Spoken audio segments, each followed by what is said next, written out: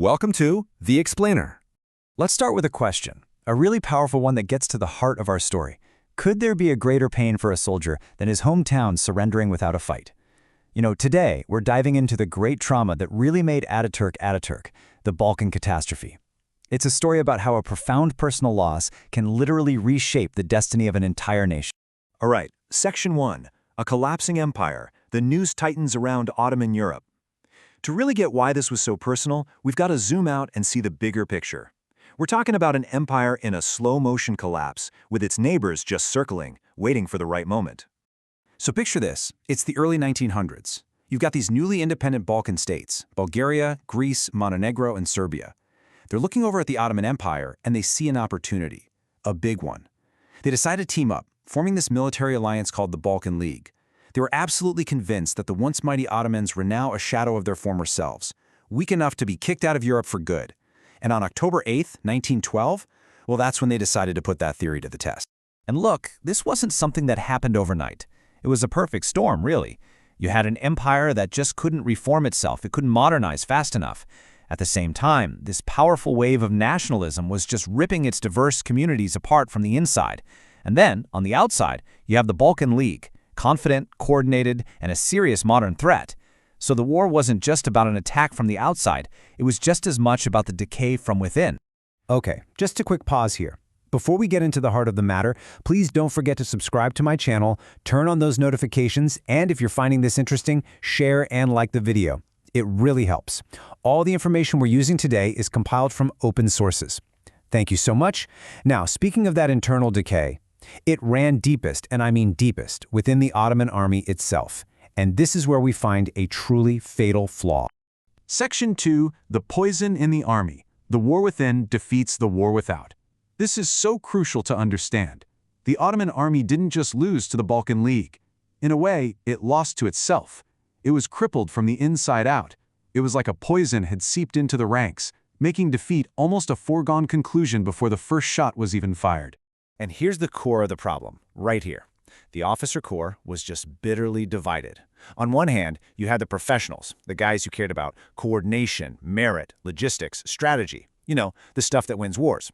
But on the other hand, you had political ambition running rampant, factionalism, cronyism, officers like the infamous Enver Pasha who were more interested in personal glory than a sound battle plan.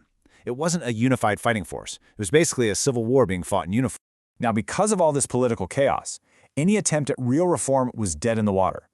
There was this German-led modernization effort, but it was slow, incomplete.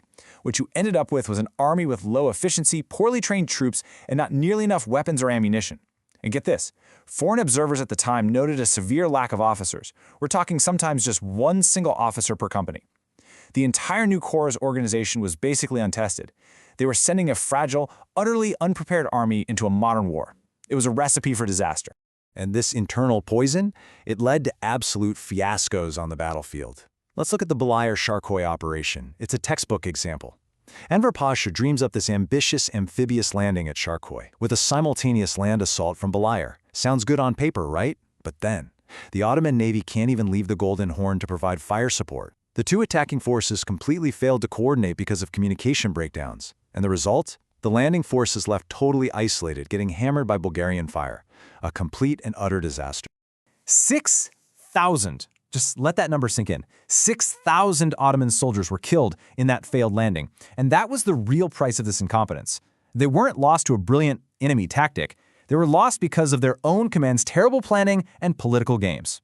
Now let's pivot a bit, because this huge systemic failure we've been talking about, it wasn't just abstract. It created a very real, unforgettable personal tragedy for one young officer in particular. And that brings us to Section 3, the fall of Thessaloniki, a personal heartbreak. For Major Mustafa Kemal, this wasn't just some strategic loss on a map. This was Thessaloniki, his home, the city where he grew up.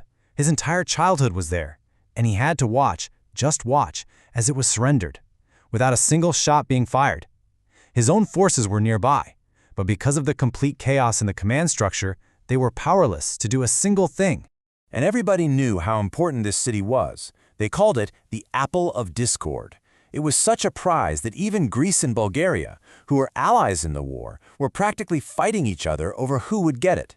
So to lose a jewel like that, and not in some heroic last-ditch battle, but with a quiet, meek surrender? Well, that was the ultimate sign, wasn't it? A sign of an empire that was truly rotten from the inside out. So, a home is lost, but in its place, a nation is found. That's our next section. Because the collapse of Ottoman rule in the Balkans wasn't just a military defeat. It set off one of the largest refugee crises of that entire period. And out of all that pain and displacement, something new was forged, a new consciousness. Suddenly, a new word came to define the lives of hundreds of thousands of people, Muhacir. It's a Turkish word meaning an Ottoman Muslim refugee. Think about that, a person whose home, whose entire history is just gone, wiped out by the advancing armies. And this wasn't some abstract concept from Mustafa Kemal.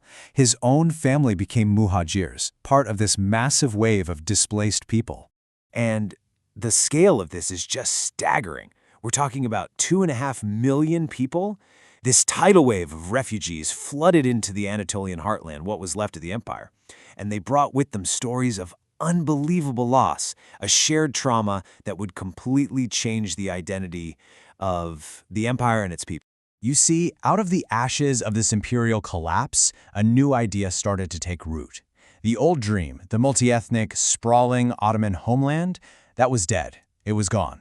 For Mustafa Kemal and so many others, the searing pain of losing their homes gave birth to a totally new idea, the idea of a new Turkish national state. Which brings us to the lessons learned from this disaster, how the future was forged from the failures of the past.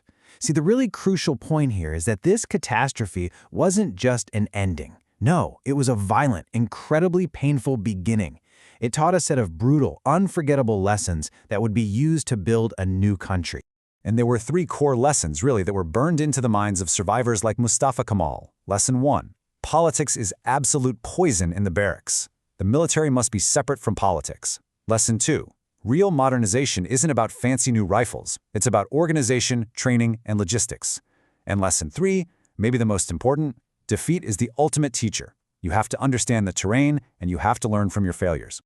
And this is where it all comes together so brilliantly, from Fiasco to Fortress at Gallipoli. Think about this. In 1913, as Chief of Staff of the Bolayir Corps, Mustafa Kemal sees the army's incompetence firsthand on the Gallipoli Peninsula. He then goes to Sofia and spends the next year analyzing exactly what went wrong. So when 1915 rolls around and the Allies land at Gallipoli, he's there to defend the exact same ground. He applies all those painful lessons. The Balkan disaster became his forestudy for Gallipoli, turning a place of failure into a site of legendary national triumph. You know, observers of the war came to a key conclusion that just perfectly sums up the whole thing. Mere numbers will not avail against organization.